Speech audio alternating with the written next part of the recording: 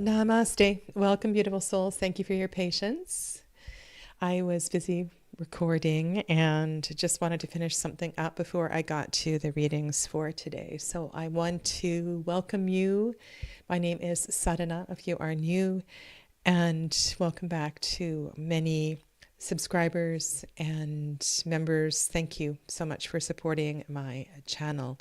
Today I'm going to be doing readings for the new astrological year, readings of balance and equinox, whether you are celebrating spring and the awakening of this new season, or whether this is a time of fall and entering into a time of release and letting go in the southern hemisphere. So please let me know if you are in the southern hemisphere, and I will adjust the energy of the reading for you. And yeah, so very warm welcome to all of you. And at any point, you can put your question into the chat, and I'm happy to do a personal reading for you. And I will start for the collective.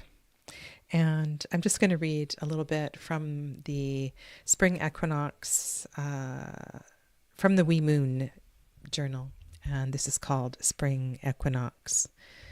We call to our own awakening. Feel the returning sun shine in our hearts. Listen as songbirds sing the earth awake. Look with newfound clarity, conceived in winter's cave. As rivers and streams rush high, we wash away the debris gathered on our banks. Open the blinds, shake out the carpets, dust out the cobwebs. The thaw has come. In spring, we burst through our old shells. We replace resistance with the determination of a dandelion growing through a crack in concrete. The old melts away with the snow. New ideas, like delicate sprouts, need attention and protection. As we set intentions, we delicately hold in our hands both our needs and those of our human family. Our hearts are budding branches as we tend to all life. Our hearts are budding branches as we tend to all life. Turn the earth and prepare the garden bed for whatever work you grow. Wait for the divine moment to plant your seeds. We cannot hasten our gardens or our growth. Surrender to Earth's wisdom. Stand in balance at the equinox between open anticipation and reverent patience. And sometimes that can be a very hard place to stand. And if you look at your calendars, the new moon will not be here for a little bit. I have on my calendar partial solar eclipse, new moon on the 29th of this month. So as we do these readings today, maybe this is something that you can indeed tend to, and yet the actual planting of the seed won't happen till the 29th or the 30th of the month, in alignment with new moon energy. And I think that is an important thing to record and to know. And I've, over the years, have just really learned to embrace how much easier life can be if we work in alignment with that one cycle that is so easy to connect to, that we wax as the moon waxes and we wane as the moon wanes. And if we know our phase of the moon when we were born, that can also help build our connection with lunar cycles. So, welcome. Thanks for listening. Hello to Sarah and Saskia. Welcome to you. And Amelia's here live as well too. And those of you that are in the background watching on your televisions, listening on your phone, and not joining in the chat, lovely to have you all here. And so in contemplation of this intention building, this awakening, what is it that we would all benefit from knowing and understanding at this time?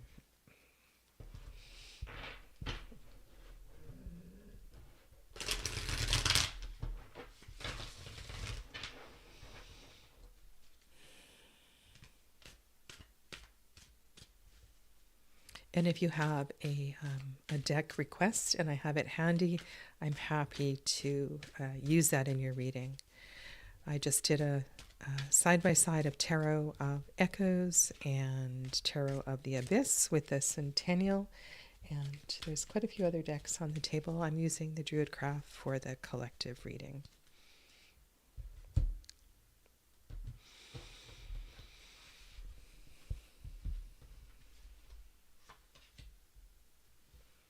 Tomorrow is a very, and actually yesterday was a very special day for me as a tarot teacher. For 2 years, over 2 years, I have been working on a course called Tarot Foundations 2. And this is a course that builds in the astrological associations of the Waite-Smith deck and Waite-Smith inspired decks. It's one that takes you deeper into reading the tarot. And tomorrow I will record the final class, and it's probably I want to say close to recorded for this course. Because I've taught it twice, and it just feels like this is a real milestone for me. And yesterday I finished the final document for that class, and that just felt like, wow, like it was really powerful. So I think that was a great way for me to close the astrological year and know that I'm open to new beginnings. And maybe the new beginnings is putting some of these documents into a book, but we'll see. Oops, sorry. Just wanted to share. So, Four of Swords. Four of Swords. What do you know about this card? It's Libra, and it follows the Three of Swords. And it's one of sacred space, and it kind of fits beautifully into this phase of waning moon. Mercury is retrograde, which is a wonderful time for reflection. So while we all may be, depending where you are in the world, anticipating planting those seeds, turning the garden over, I would say that this is a card that suggests pause.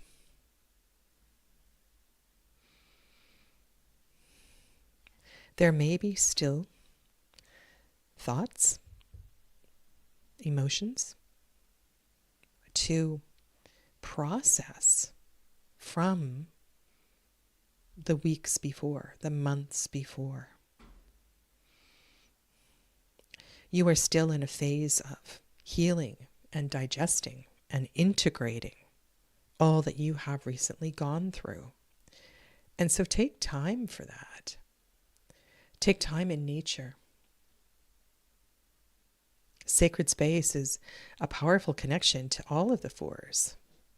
Have you ever created sacred space in nature?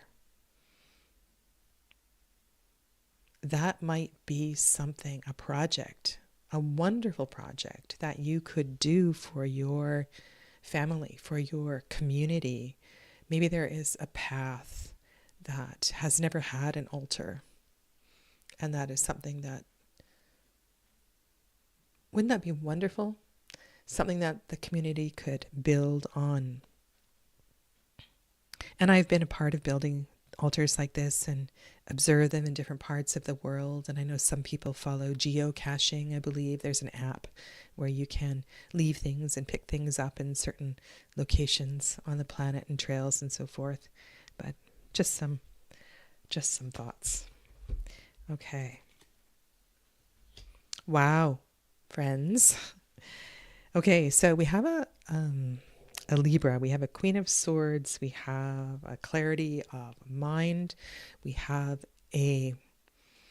perhaps a settling, a restitution, a settling of the dust that is still ongoing. Behind the scenes, everything is not settled. I feel like Spirit, in conjunction with other players, is still orchestrating how this is all going to come to pass.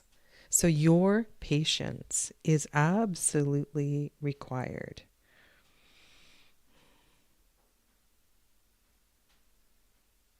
There are always, with the Justice card,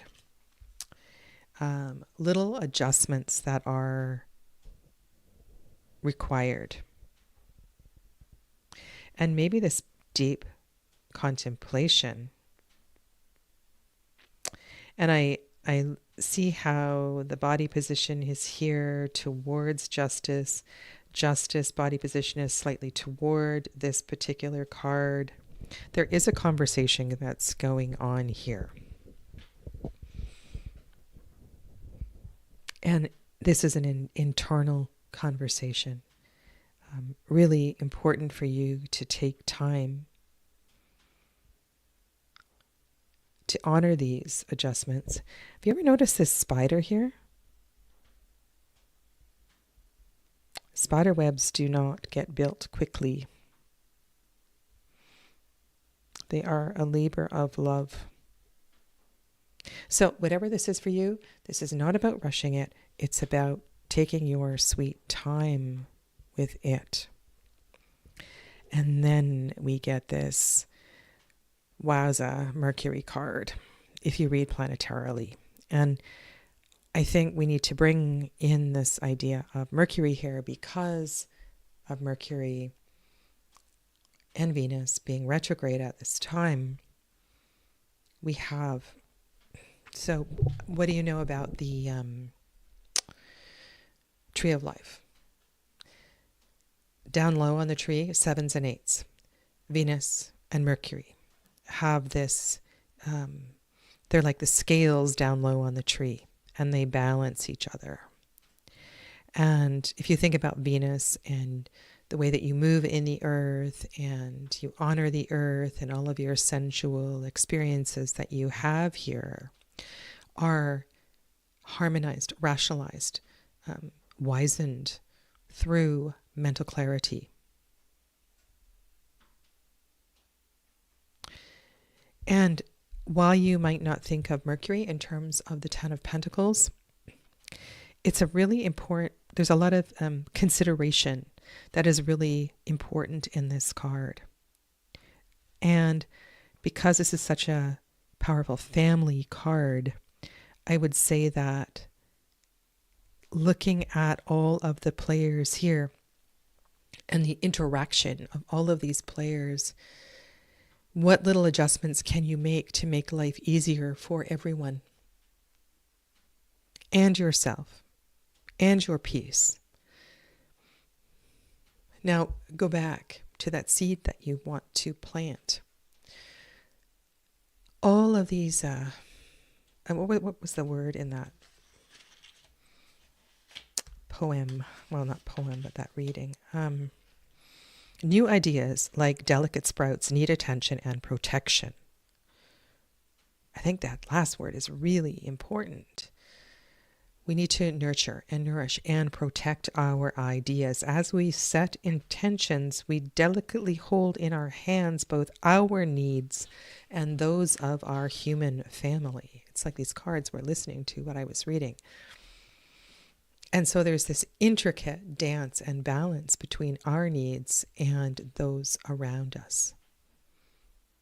And so take time to reflect on that. Amelia says, spring equinox makes wonders. I found a new sparkling spring in our garden the other day. Yesterday I found 2 more Bronze Age tombs in our forest. I cannot stop smiling. I live in a magical place. You certainly do. Amelia lives in Finland. Wow. Thank you.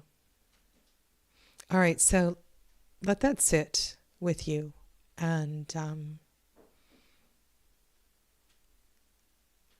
I think it's empowering as well, too, right? This says that you have the ability to make a difference. And those observations that you make are highly significant. And you have an opportunity to respond to those observations, to make a difference for all of those around you. So this deep reflection at this time is really, really important.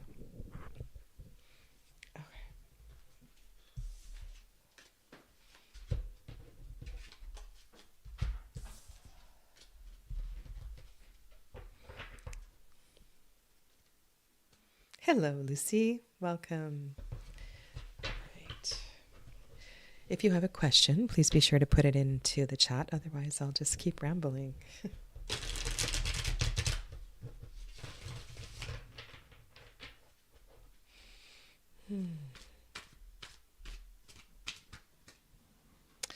Okay. I am right now pulling out several decks, and I'll talk more about this tomorrow in my chat as well too. But I am looking for decks to compare side by side. So my ongoing study right now. Thank you, Kenton. Where is it? So last month I did a deep dive of versions of the Waite-Smith Tarot. And then I did a video where I discussed why I think the Centennial is the best mass market available version of the Waite-Smith. So I talk about that in another video. And so I decided for my next group of cards, what I'm going to do is compare 2 Waite-Smith inspired decks alongside the Centennial to see how they stand up and how different they are. And, you know, there's a lot of people don't like working with the Waite-Smith Tarot because of its illustrations. It feels so irrelevant and out of date. And so people prefer to work with more contemporary decks, different kinds of art. And the thing is, one of the things I've learned over the last, I don't know how many years, is that there's so much juiciness in this deck that isn't available if you haven't studied it. And I think that we can get there through these kinds of decks because consciously, or sometimes not consciously, these deck creators pick up on a lot of the mystery and magic of that deck. So I'm really excited to do these side by sides. And I suppose, you know, maybe I'm going to do this one with the Llewellyn. I think there'd be really interesting decks to do that side by side with. Druidcraft is really something. So I should probably pull out an untrimmed copy of this deck and an untrimmed copy of the Llewellyn. I want to make sure that I'm comparing apples and apples, so to speak. Yeah. Okay, so nobody wants a card? Do you have any questions or requests? Let me know. I can also deal with that. Another thing that I have been doing is on Monday nights, I am recording a meditation. And many of you had asked for these recordings, and right now they are available to a new membership level. And I think I need to lower the price, but that's something that if you're interested in, and you've watched some of my other meditations and mindfulness videos, that I'm going to be building a repertoire of those. And I hope to have, I don't know, like I would like to have a playlist of about 40 of them that are available to a special membership level. So that's something that I am working on. But let me go to Sarah's question here. I would love some clarification around how to retain my energy for what I want to grow when everyday life takes so much of it. Wow. Okay, so that's a lot to ask the tarot. And I think it is really important. So that reading that we just had with that Four of Swords is a really important message in answering your question as well, too.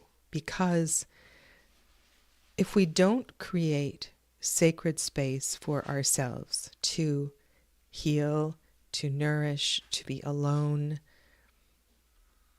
to do nothing, to meditate, it is,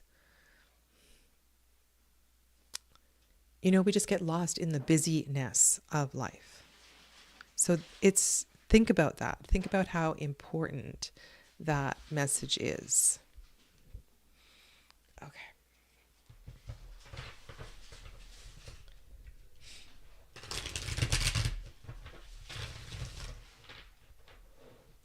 So let's expand on this for Sarah. And as always, I ask, this message be in the highest for the greatest good, and that no harm be done. So be it. And also on Mondays, I'm doing readings with Marseille style decks. And next Monday, I have 3 questions already that have been submitted. But if you also want a question answered, that is a good place to submit your question so you can get on the list there. Okay?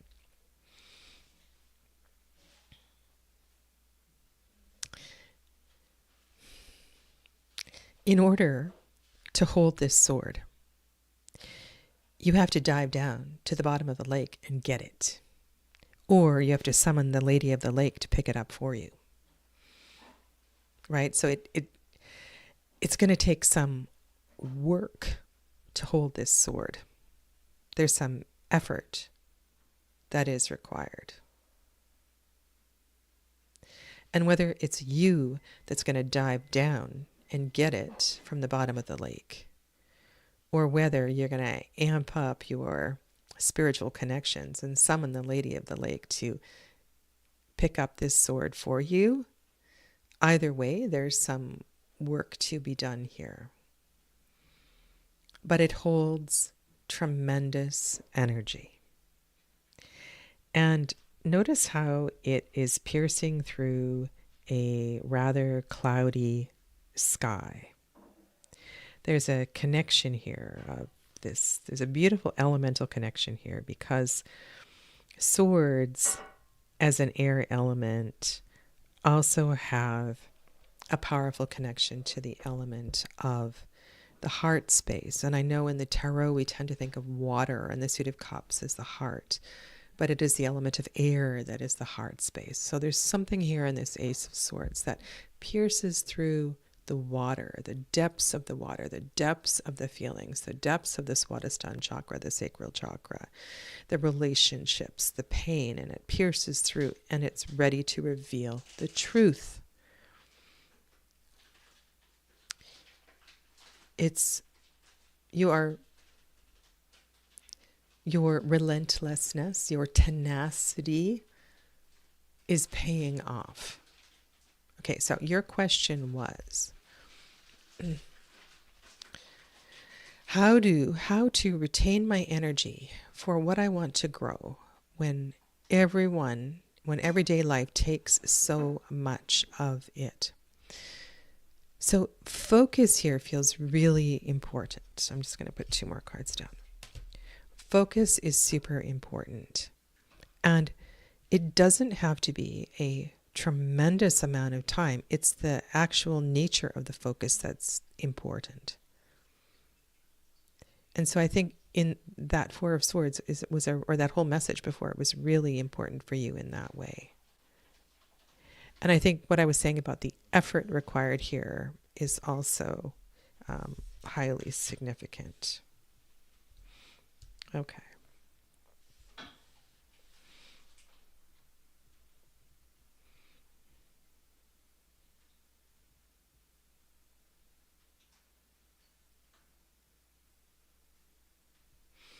I want to talk about love.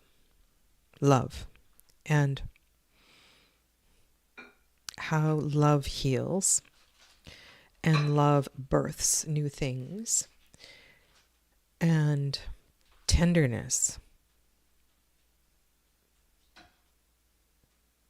And this is a card of vital life force. We see the it looks like the Narcissus in the field here, and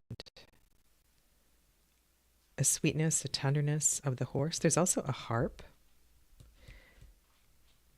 and that harp makes me think of Venus. It makes me think of Saraswati. It makes me think of sacred music. I feel like this is about self-love, Sarah. Self-love and the truth of the nourishment, how important the nourishment of your vital life force is. This makes me think of sacred music and sacred sound and how that could be a part of what's going on. And of course, simply when I look at those 2 cards together, I see 2 cards of new beginnings and tremendous focus. And then I turn over this 3rd card, which is a card of complete and utter surrender. You can't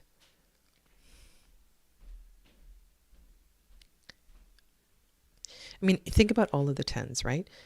In all of the 10s, there's this aspect of you need to let stuff go so that you can realize the beauty of the first 2 cards.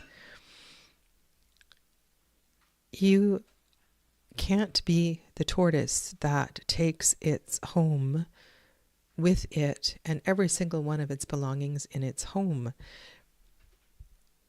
You're at this place where surrender is so important. And you may actually need to replicate this card and lie down upon the earth, belly down, face down. And, sometimes there is great power in replicating an image in a tarot card. Feel the earth beneath you. Let the earth hold you.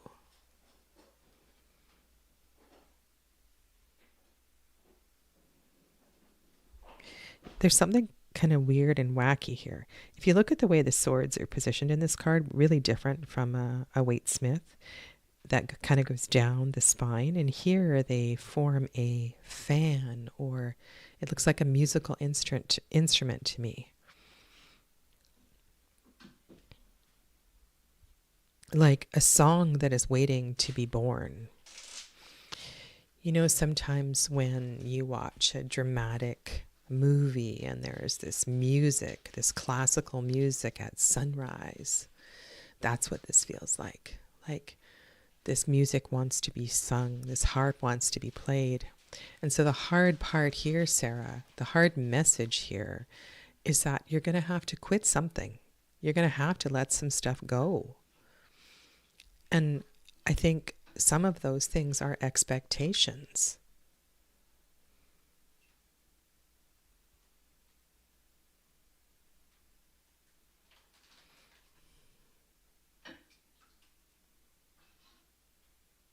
you've been really hard on yourself. And finding a way to let go is a deep healing process for you. This is a card of new life, new you.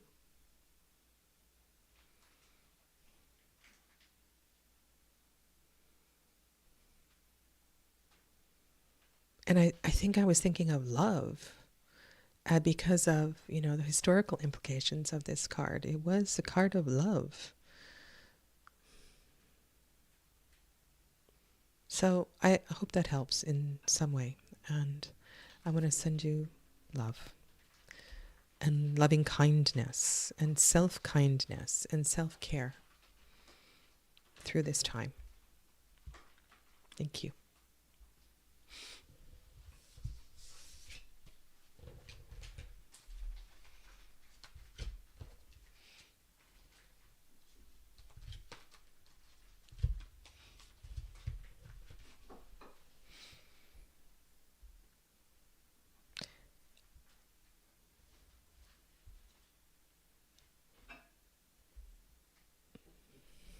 All right. Okay, so Amelia, let's do a reading for the Ten of Swords.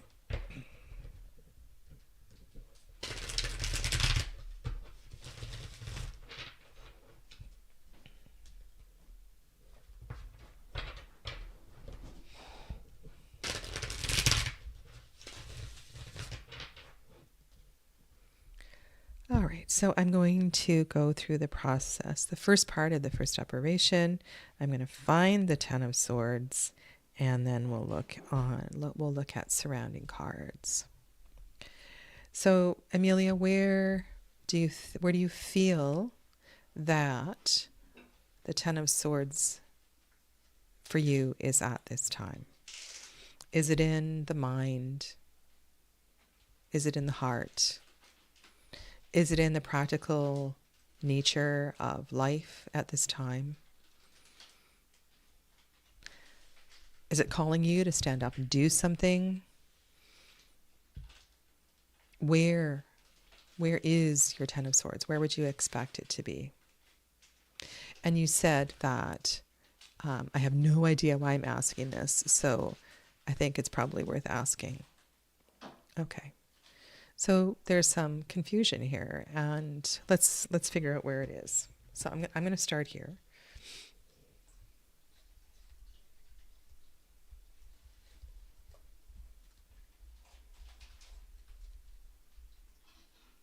Wow, that's an intense pile.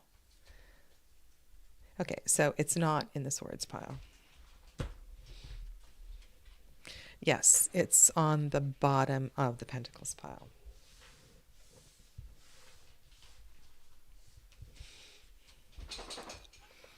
So in the practical place of life, Malkut, home, family, hearth, the troubles of life, it sits here at the bottom of this pile and is the foundation for all of these cards above. 1, 2, 3, 4, 5, 6, 7, 8, 9, 10, 11, 12, 13, 14, 15, 16, 17, 18, 19 of them. So it's holding a lot. And because it's on the bottom, in order to do a 3-card reading, we have to wrap around to the top card. So what does that mean? It means that this whole story is kind of significant. So I will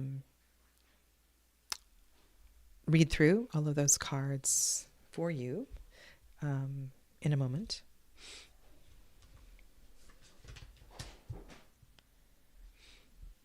So it's next to the World card.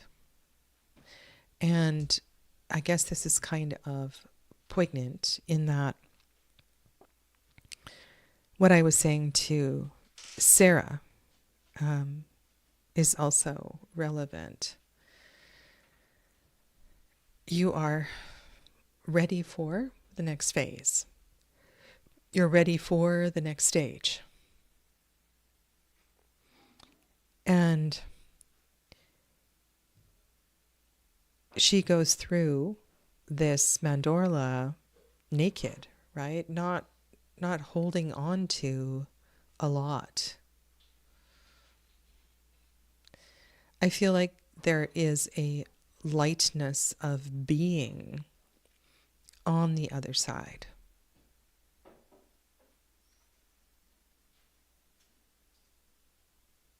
And isn't it significant that you found 2 tombs in the forest near your home? Because what do tombs represent? And I think there's some connection here. So when I wrap around to the top card,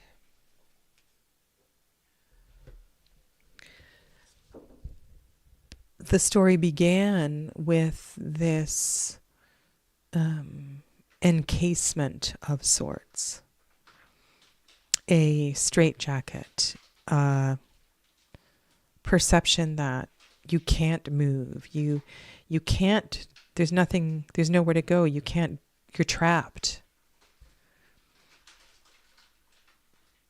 And then at the bottom of the pile, we learn that, well, that's not true. You are ready. So all of these swords are ready to fall down.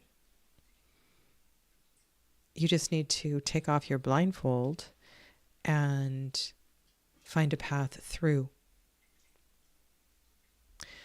And that path is leading you to an opening where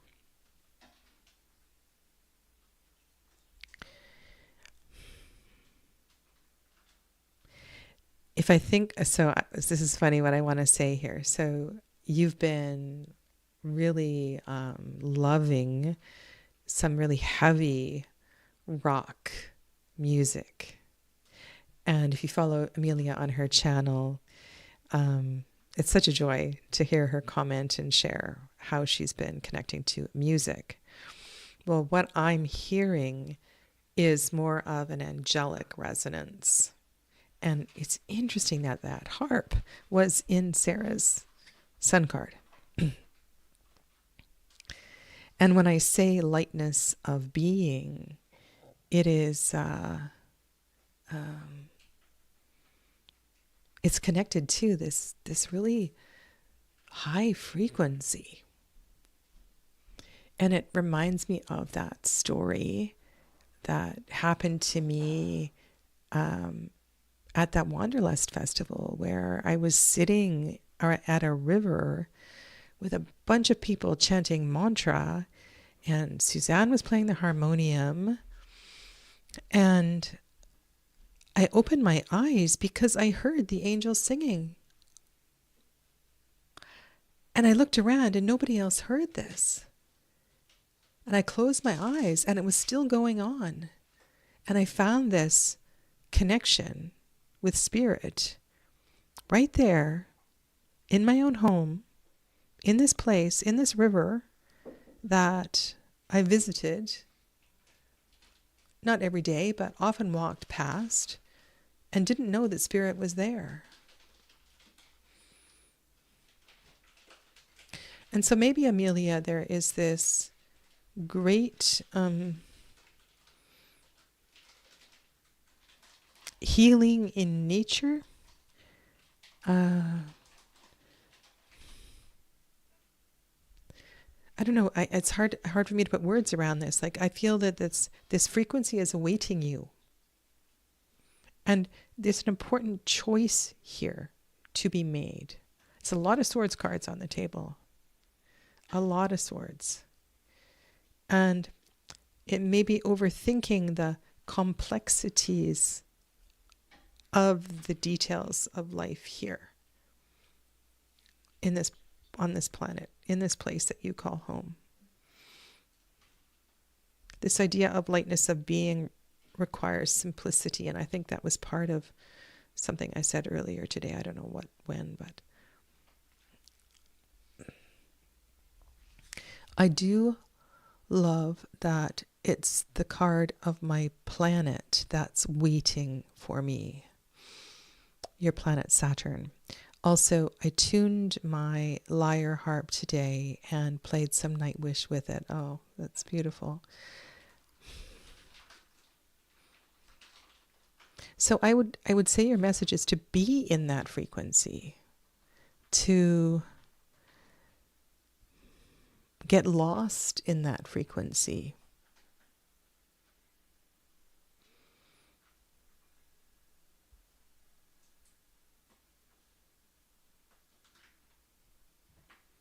To surrender to the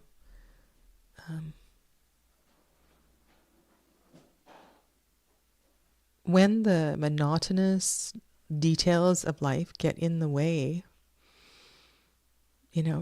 exit. Exit toward that scene. And the more that you do it, the more that it becomes a part of every day, and more easily becomes a part of every day. Okay, so food for thought. I said I would go through this pile just so you can be aware of the whole story. And so this is from top to bottom. Queen of Wands. So the story looks like this. Eight of Swords, Queen of Wands, Ace of Wands, Temperance, Five of Swords, Prince of Wands, Chariot, King of Wands, Lovers, Moon, Princess of Wands, Five of Cups, Princess of Cups, Princess of Pentacles, Seven of Wands, Ace of Swords, Hanged Man, which you probably saw, World, and Ten of Swords. So if I look at that metaphorically, also I could say that that you, as the Ten of Swords, hold the weight of the world on your back.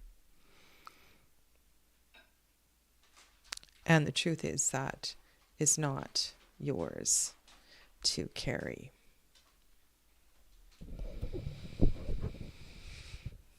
Okay.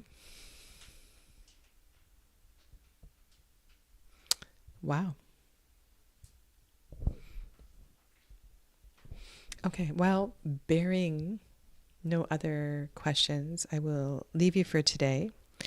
And if you would like me to explore anything that's going on with you, then please go to one of the Marseille Monday readings and to put your question down below in the comments, and then I will get to that in the next couple of weeks.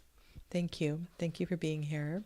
And I want to wish you all a beautiful spring ahead, to our Australian, New Zealand friends, South African friends. May you also find the blessings of the equinox as you transition into fall. Much love to all of you. Namaste.